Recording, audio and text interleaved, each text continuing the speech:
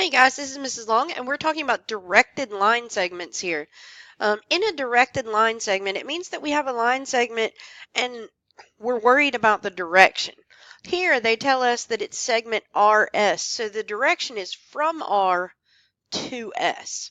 Okay, so and what we're going to do is we're going to partition this segment. In other words, we're going to split it into equal parts. Okay. So the first thing we want to do is we want to find the rise over, or the rise and the run. We're not necessarily finding it in slope as slope today. So we're going to look for the rise and we're going to look for the run. Okay. Now remember, rise is the same as the change in y values. So I could do it as y2 minus y1 if all I had was points. But since I have a diagram here, I can just count up my rise. It's 1, 2, 3, 4, 5, 6. So I go up 6 places there. Now my run, again, I could use the formula x2 minus x1. Or I can just count it up since I have the graph. And when I count it up, I get 9.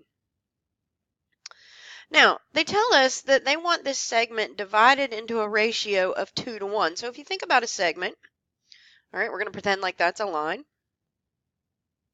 I want to divide it into 3 equal parts, okay? So this is like dividing it into parts.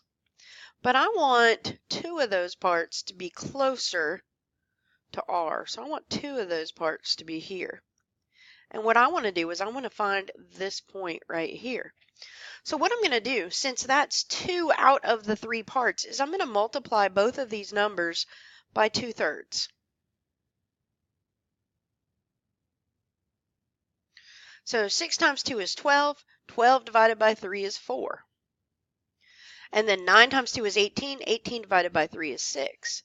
So what I'm going to do is I'm going to go to point R now, which is right here. And I'm going to go down 4 units. 1, 2, 3, 4.